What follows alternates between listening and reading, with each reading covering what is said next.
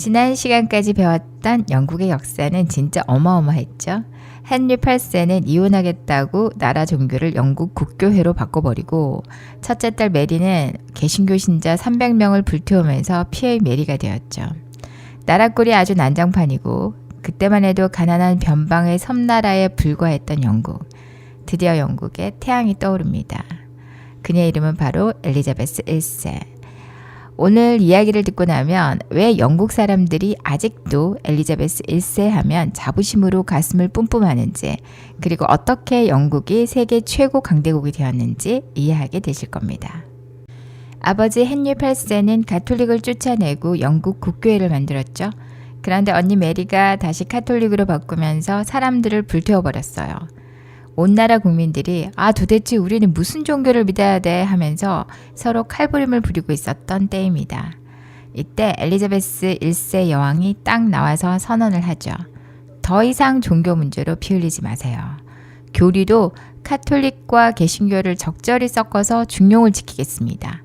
이렇게 종교적 혼란을 싹 정리해 주니까 드디어 영국 사회는 안정되기 시작하고요. 경제 발전에만 집중할 수 있게 됩니다. 종교를 안정시켰으니까 이제 나라에 돈을 모아야겠죠. 엘리자베스 1세는 엄청나게 영리한 중상주의, 즉 장사를 중시하는 정책을 펼칩니다.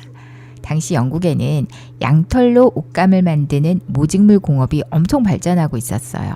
여왕은 이걸 대대적으로 지원합니다.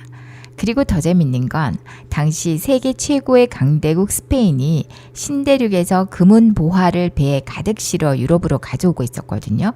근데 영국은 배가 약하니까 어떻게 해야지 저 돈을 나도 끌어올 수 있을까를 생각하게 된 거죠. 이때 여왕이 생각해낸 게 뭐냐면 영국의 해적 두목인 프랜시스 드레이크를 비밀리에 불러서 이렇게 말합니다. 자, 해적, 너 스페인 가서 보물선 털어와. 너가 보물 털어오면 나랑 반반 나누는 거야. 어때? 국가가 너의 해적지를 허락해 주는 거야. 왕이 해적지를 허락한다고요? 이걸 바로 우리는 면허 있는 해적, 즉 사포 허가증이라고 하는데요. 영국은 이렇게 스페인 배를 털어서 금은 보화를 챙기고 국고를 빵빵하게 채웠답니다. 당시 스페인의 거대 보물선 카카푸에고의 선장 후안 데 안토는 태평양 한가운데서 영국 해적을 만날 거라곤 꿈에도 생각하지 못했습니다. 그동안 유럽 해적들은 대서양에서만 활동했지 험난한 마젤란 해협을 지나 태평양으로 들어온 적이 단 한 번도 없었거든요. 드레이크는 스페인 깃발을 내걸고 마치 스페인 상선인 척 슬금슬금 다가갔습니다. 스페인 선장은 드레이크의 배를 보고 스페인 본국에서 온 소식통인가 보다 하고 아무런 경계 없이 반갑게 기다리고 있었어요. 자, 스페인 배로 다가가는 동안 드레이크는 엄청난 고민에 빠집니다. 보물선에 너무 빨리 배를 갖다 들이대면 스페인군이 저 배 수상한데 하고 대포를 쏠 것이고 너무 느리면 아예 쫓아가지도 못할 테니까요. 이때 드레이크가 쓴 신박한 아이디어가 바로 와인 술통 달기였습니다. 드레이크는 배 뒤편에 물을 채운 거대한 와인 술통 여러 개를 밧줄로 묶어서 바닷속으로 던졌어요.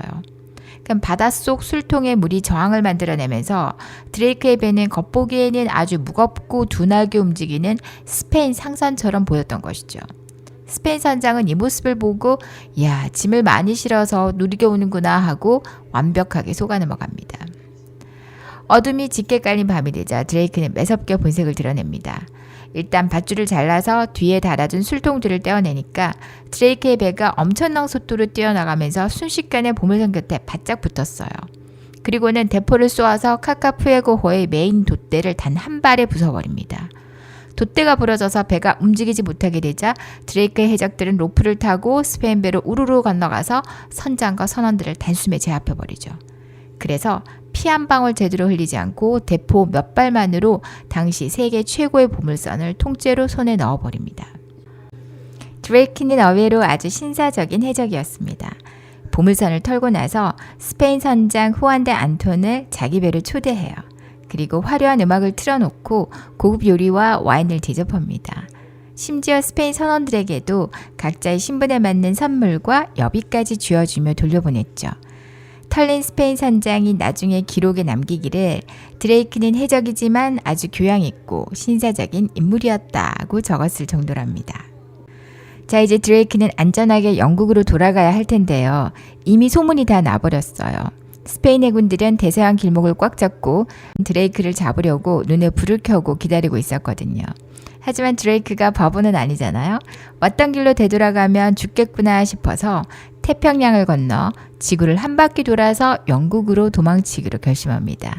그렇게 드레이크는 마젤란에 이어서 인류 역사상 두 번째로 세계 일주에 성공한 선장이 됩니다. 한편 스페인 사람들에게 드레이크는 악몽 그 자체였겠죠. 그래서 스페인 사람들은 드레이크의 이름을 따서 그를 엘드라케, 악마의 용이라고 부르며 아이가 울 때 너 울음 안 그치면 드레이크가 와서 물어간다 고 할 정도로 공포의 대상이었습니다. 스페인 국왕은 드레이크의 목에 현재 가치로 수백억 원에 달하는 엄청난 현상금을 걸기도 했죠. 당시 드레이크의 작은 배에는 은 26톤, 금 80파운드, 그리고 보석이 가득 실려 있었습니다. 드레이크의 작은 배에 다 실을 수가 없어서 배가 가라앉을 지경이었다고 하는데요. 이 어마어마한 보물을 가지고 귀환한 드레이크를 보고 여왕은 너무 기뻐합니다. 이게 당시 영국 왕실의 1년 전체 예산보다 많았다고 하거든요. 이 대박 한 번으로 영국 왕실의 빚은 싹 청산되었고 여왕은 너무 기쁜 나머지 드레이크의 배로 직접 찾아가서 기사칭호를 하사하며 그를 영국의 영웅으로 올려놓았습니다. 자, 때는 1588년 여름입니다. 당시 세계 최고 강대국 스페인의 국왕 펠리페 2세는 이가 바득바득 갈릴 정도로 화가 나 있었어요. 영국의 해적 드레이크라는 놈이 자기네 보물선을 자꾸 털어가질 않나. 그럴 때마다 엘리자베스 여왕은 그 해적한테 벌을 주기는커녕 선물도 주고 기사칭호도 주면서 오냐오냐 해주지. 게다가 카톨릭은 버리고 영국 국교회를 완성시켜버리지. 결국 스페인 국왕은 결단을 내립니다. 안 되겠다. 배를 전부 끌고 가서 영국의 목을 꺾고 여왕을 끌어내려버리자. 그렇게 출발한 배가 무려 130여 척.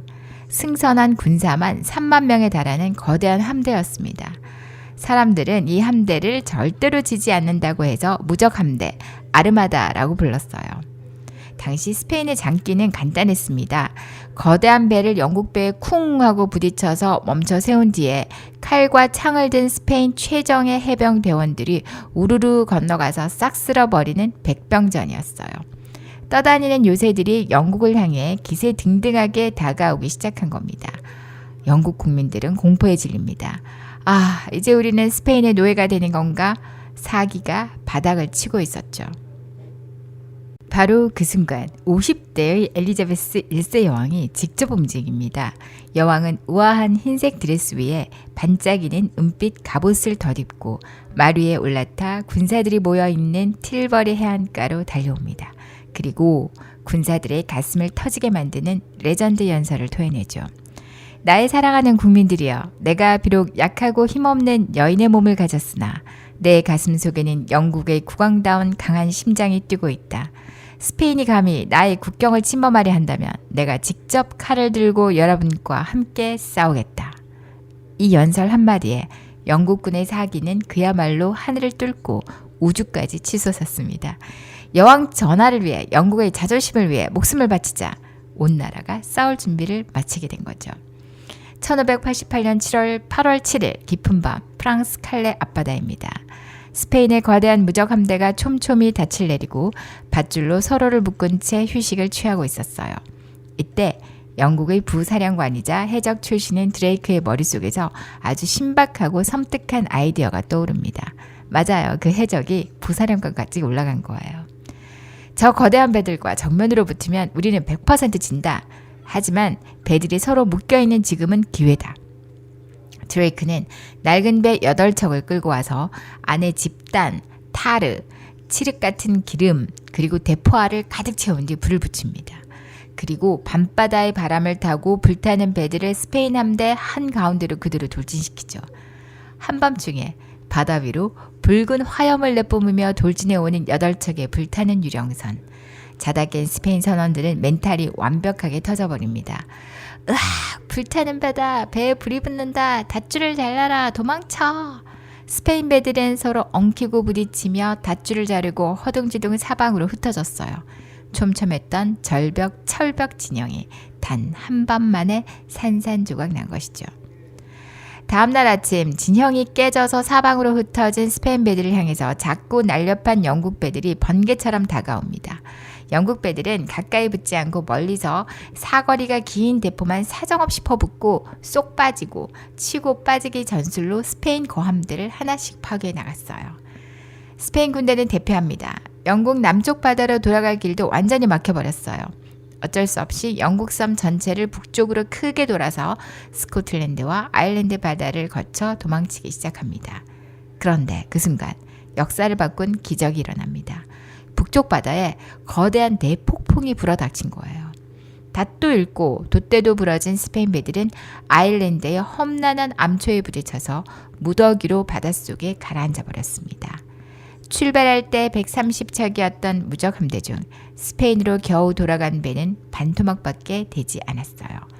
기적 같은 승리를 거둔 영국 사람들은 동전에 이렇게 새기며 기뻐합니다. 신께서 바람을 불어넣으시니 그들이 흩어졌도다. 이 단 한 번의 칼레 해전 승리로 세계 역사의 흐름이 완벽하게 바뀌어버립니다. 절대로 지지 않는다던 스페인의 자존심은 바닷속 깊은 곳에 가라앉았고 영국은 단숨에 세계 바다를 제배하는 해상 대국으로 도약하게 되죠. 이때 확보한 바닷길을 통해 영국은 훗날 미국이 되는 북미 대륙의 식민지를 만들고 인도에 동인도 회사를 차리며 해가 지지 않는 대영 제국의 첫 발걸음을 떼게 되었습니다.